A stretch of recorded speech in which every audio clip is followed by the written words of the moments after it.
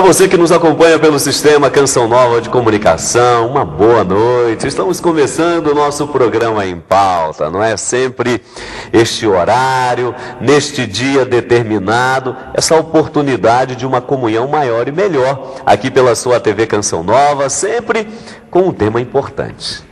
E é claro, estamos aí às vésperas de celebrar as mamães de todo o Brasil, não é? Porque neste domingo celebramos o Dia das Mães, então queremos dedicar o programa de hoje às mulheres. Vamos conversar sobre as mulheres, então, a força das mulheres na igreja e, é claro, na sociedade, na construção de um mundo melhor. Por isso, vamos acompanhar a nossa matéria inicial. O futuro é cada vez mais promissor para as mulheres, seja nas fábricas, nos escritórios ou no mundo dos negócios. Uma pesquisa mostra que, com firmeza e muita competência, as mulheres estão conquistando um lugar importante no mercado de trabalho e nos cargos de chefia.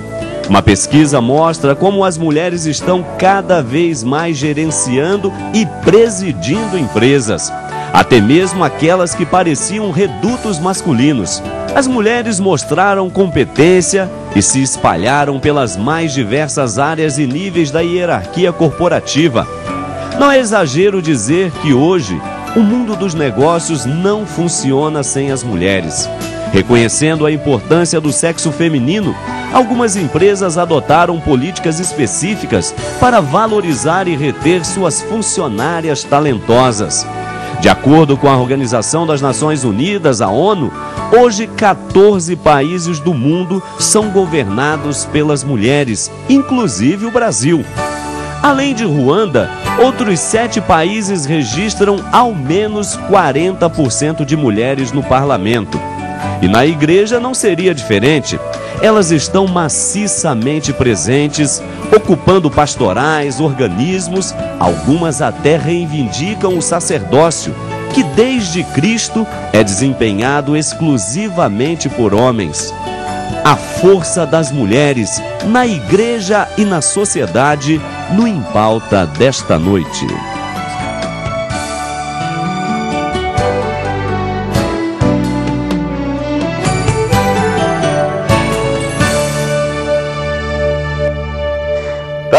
Pois é, vamos conversar sobre as mulheres, não é? Realmente um tema muito importante. Você, mulher que nos acompanha, você que é mamãe, mesmo solteira, não é? O nosso abraço muito especial, mas, claro, de maneira muito especial mesmo, as mamães. Eu aproveito aqui para mandar um grande abraço à minha mãe, Dona Laura, que certamente está nos acompanhando lá de Rio Claro, no estado do Rio. E falando em Rio, mãe, nós estamos no estado do Rio, depois daquele programa ao vivo que tivemos aqui da Cidade Imperial, aqui estamos novamente para uma série de programas, conversando sobre as mulheres, conversando sobre a educação, então não perca, conversando sobre outros temas muito importantes, diretamente aqui da Cidade Imperial. Você está vendo aí esse cenário muito bonito, não é? Montado exatamente aqui no Educandário Terra Santa, que quem está à frente, nada mais, nada menos que o nosso amigo Frei Antônio Moser, que cumprimenta cada mãe, cada mulher, nesta hora, sempre às sextas-feiras. Boa noite, Frei Moser. Muito boa noite, Padre Hamilton. Como você bem ressaltou, como é bonito ver as mamães chegarem aqui no Terra Santa, Centro Educacional, em Petrópolis, com seus filhos, ora conduzindo pela mão, ora ainda nos braços, porque tem uma creche também. É uma beleza, é uma festa permanente. Tá certo.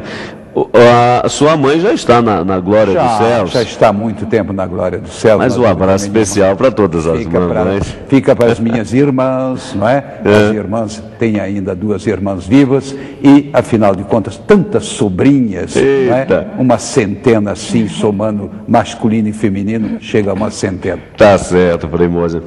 E aqui recebemos com muito carinho a professora Lara Saião. Ela é professora da Universidade Católica aqui de Petrópolis. Petrópolis, e especializada em filosofia, uma mãe filósofa. Mãe porque, de fato, ela é casada já há 23 anos. Um abraço aí ao seu esposo, que com certeza está nos acompanhando, Luiz Alfredo, e é mãe de 4 filhos. Professora Lara, boa noite, seja bem-vinda ao Em Pauta. Boa noite, muito obrigada pelo convite, é uma alegria estar aqui, ainda nesse dia tão especial, né, falando das mulheres, que me orgulho muito de ser mulher e de atuar na sociedade e na igreja como mulher. Muito obrigada pelo convite. Tá certo. Eu já começo perguntando aqui para você, que como você que está em casa reparou aí na nossa matéria inicial, as mulheres realmente estão aí assumindo os cargos de chefia, os lugares que tradicionalmente eram ocupados pelos homens. Hoje nós temos essa realidade inédita, não é? A primeira mulher a governar o nosso país, a presidenta Dilma Rousseff. Então, as mulheres realmente estão expandindo. E esse Brasil que foi sempre tido, professor, assim como um país machista, não é? Não só o Brasil, mas isso já vem de longa data, nós vamos poder aqui conversar um pouco melhor sobre isso, mas isso começa a mudar, né? E que bom que está mudando em termos de sociedade, de igreja, de mundo, não é isso? É verdade. Bom, eu acredito que o Brasil, ele é historicamente machista, assim como o Ocidente, né? Então nós temos uma problemática machista que vem se arrastando pela história. Mas eu acredito que a grande questão que tem que ser resgatada para se tratar disso, né, para que não fique num campo muito superficial, é a questão do valor da pessoa humana. E eu acho que essa questão da dignidade da pessoa humana, do valor da pessoa humana, vem sendo resgatada. Nós vivemos um momento de nostalgia do homem, né, de resgate do que é ser pessoa. E o grande problema, a grande questão que eu acredito que tem que ser enfrentada, não é uma questão de gênero, eu acho que é uma questão de respeito à pessoa. E acho que por isso que as mulheres estão agora conseguindo o seu espaço, porque a luta não é mais uma luta contra o homem, é uma luta pelo respeito à individualidade, a cada pessoa, ao ser pessoa, e é uma questão de competência, não é uma questão de gênero, né? Então muitas mulheres podem provar o que são, provar a pessoa que são, provar a competência que têm, e independente do gênero. Aliás, até no aspecto bíblico, professora, tem uma questão aqui muito importante. Frei Moser, não é que trabalha, de vez em quando eu brinco aqui com o Frei Moser, que ele é um especialista em pecado, né? porque sendo um teólogo, né, e um doutor na área da teologia moral, e que tanto bem tem nos feito ao longo desses muitos anos de programa Em Pauta, e nós agradecemos muito a Deus por isso, a presença do Frei Antônio Moser no nosso programa, e você em casa com certeza deve estar acenando positivamente. Mas ali, Frei Moser, na questão do Gênesis, a gente já tem um detalhe muito importante, porque você se recorda que Deus criou o homem, não é? Inicialmente criou o homem, e depois disse o livro do Gênesis que colocou um profundo sono sobre este mesmo homem, Adão, e da assim chamada costela de Adão retirou a mulher. Às vezes as pessoas pensam até que é uma historinha, só para ilustrar a questão da criação, mas ali tem uma mensagem teológica muito bonita, porque veja só, então criou o homem, colocou sobre ele um profundo sono para criar a sua companheira, aquela que lhe fosse adequada. Interessante que tirou da costela. O homem não viu a criação da mulher, a mulher que estava sendo criada também não viu de onde estava sendo criada. Primeira coisa, um é para o outro, mistério do amor de Deus. Primeira coisa. Depois a gente se pergunta, tirou da costela, por que não tirou da cabeça? Para um não pensar que é mais do que o outro. Por que não tirou dos pés? Para não ficar um pisando no outro. Tirou do lado por quê? Porque ambos têm a mesma dignidade diante de Deus. Isso é coisa bonita demais. Mas só que no aspecto religioso, a história segue. Aí vem o judaísmo, não é? Toda a história do judaísmo. E no judaísmo, infelizmente, parece que desaprenderam essa lição, porque a mulher foi sempre taxada. Mesmo depois no cristianismo nascente, Paulo, em determinado momento ali na carta aos Coríntios, chega a dizer com relação à Assembleia: mulheres, calem-se. As mulheres devem ficar em silêncio. Na igreja quem fala são os homens. Mas apesar disto, graças a Deus a coisa na nossa contemporaneidade tem mudado, Mas apesar disso e apesar desse sistema, nós tivemos mulheres fantásticas na Bíblia. Foi ou não foi, Frei? Perfeito. Primeira coisa, Padre Hamilton, se vê que você está se especializando em teologia. Daqui a pouco vai ser mestre e doutor. Não é? Uma bela interpretação dos textos bíblicos. Eu apenas iria, digamos, dar assim uns pequenos adendos. Em primeiro lugar, nós temos o capítulo 1, no qual diz que Deus os fez homem e mulher. Então, a humanidade com H maiúsculo não é nem masculina nem feminina, mas é a comunhão da feminilidade e da masculinidade. Começa por aí. Segundo lugar, no segundo capítulo é que vem essa história que tirou da costela. Ou seja, você interpretou muito bem, nem do pé, nem da cabeça, etc. É, por assim dizer, um é carne do outro, os dois serão uma só carne. Isso não só no matrimônio, mas em termos de convívio. Perfeito. Quer dizer, o homem se torna homem face a uma mulher, ou a mulher, não é? O masculino em face ao feminino, e o feminino em face ao masculino. Daí a importância desse convívio na igreja e na sociedade. Agora, no tocante a judaísmo, se respeitarem nesta dignidade singular. E de alguma forma, eu acho que os nossos telespectadores não vão se escandalizar, não é? Essa ideia que o homem é 100% homem. Não. Você se torna mais homem enquanto assimila a certas qualidades que nós indevidamente atribuímos à mulher. E vice-versa, a mulher também. Ou seja, é nesse convívio, um vai enriquecendo o outro, Perfeito. Fecundando o outro. Sim, vai lá, filósofa. Completando essa ideia, né, uma questão que é muito importante, não só o homem e a mulher, mas nós nos entendemos o que somos no convívio com o outro. Exatamente. Né? Uma mulher com outra mulher, um homem com outro homem. Então, essa ideia a nossa identidade que vai sendo construída na relação com o outro é muito importante, nós precisamos lembrar.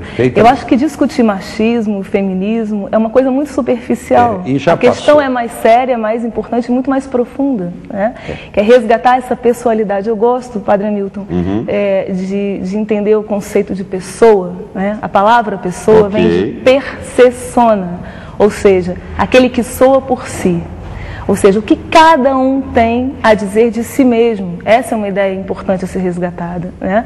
O que eu sou. E aí, cada um ser o melhor si mesmo, né? Esse é o grande desafio da vida. E acho que isso é importante. Olha, muito apropriada a sua colocação. Eu apenas queria completar a pergunta que ele me colocou, que é a seguinte. Eu acho que é uma leitura muito pobre dos textos do Antigo Testamento. Porque houve grandes mulheres. Pense em Judite, pense em Esther, pense em Ruth, pense em Miriam, irmã de Moisés, e assim por diante. Gente, o que é isso? E pense em Isabel e Maria, né, que estavam na passagem do Antigo para o Novo Testamento. Então a primeira coisa é isso. Segundo, Jesus vive cercado de mulheres. Isso até para o judeu, digamos, daquela época, grupos, vamos dizer assim, facções, era um escândalo, inclusive falando com a samaritana, etc. Jesus não discriminava de jeito nenhum, pelo contrário, estava sempre cercado, inclusive aos pés da cruz, junto com São João, no evangelista, só ficaram mulheres, os homens se mandaram. É muito significativo. Em seguida, muito interessante, o apóstolo São Paulo. Não é? Chega em uma cidade, quem é que ele vai procurar? Mulheres, no sentido que elas são mais receptivas à interpelação da boa nova do Evangelho. E mesmo São Pedro, você vai olhando, não é? Sempre vai aparecer essa figura da mulher, traduzindo essa ideia de que não, porque a igreja discriminou a mulher, é ignorar quantas santas nós temos. Vamos lembrar, lembra alguma? Santa Teresa d'Ávila, só para lembrar. Santa Teresinha do Menino Jesus. Santa Teresinha do Menino Jesus. Santa Catarina de Sena. Santa Catarina de Sena, agora recentemente, não é? Madre Paulina, e assim por diante. Madre Teresa. Quer dizer, gente, está o nosso catálogo de santos, ele tem um balanço mais ou menos igual de homens e de mulheres. Inclusive, de doutoras da igreja. Doutoras. Né? Porque às vezes nós pensamos assim, é a santa que viveu uma vida piedosa, mas também que produziu conhecimento teológico e deu fundamento para foi alguém que marcou profundamente e inclusive influindo sobre o Papa da época, ela influiu, não é, no sentido assim de Santa Clara, ela se impôs, ela não aceitou assim abrandar o seu estilo de vida? Ela diz, não, eu quero é isso mesmo. E ela mesmo fez questão de manter aquele princípio de abraçar totalmente a pobreza, que achava que não, mulher não vai aguentar tamanha pobreza. E ela, no entanto, mostrou que era possível. Aliás, você está percebendo aí, não é, que beleza? Aliás, o que seria da igreja se não fosse essa presença feminina, não é? Esse rosto materno, terno, que nos ajuda como homens e homens de Deus, inclusive, a anunciar com força este reino que Deus veio nos trazer e que nos chama a vivê-lo mais e sempre melhor. Aliás, a presença da mulher, hoje, aqui se eu falar, for meio, aqui, ter um posicionamento meio contrário, posso até correr o risco de apanhar, porque, por exemplo, a própria Canção Nova, e você que é Canção Nova, da família Canção Nova que nos acompanha, a Canção Nova é majoritariamente feminina. Na Canção Nova são as mulheres que estão à frente, não é? A matriz da Canção Nova, que soma hoje, para você que está nos acompanhando ter uma ideia, mais de 1.500 membros consagrados a Deus, a maioria desses membros são mulheres e que estão à frente de televisão, que estão à frente de rádio, do sistema educacional, enfim, as mulheres estão aí e na igreja, de fato, elas fazem esta presença muito bonita. Agora, por outro lado, claro, né, Frei? Interessante isso, estão aí, nós vamos para o nosso intervalo, mas eu deixo a pergunta aqui para o senhor.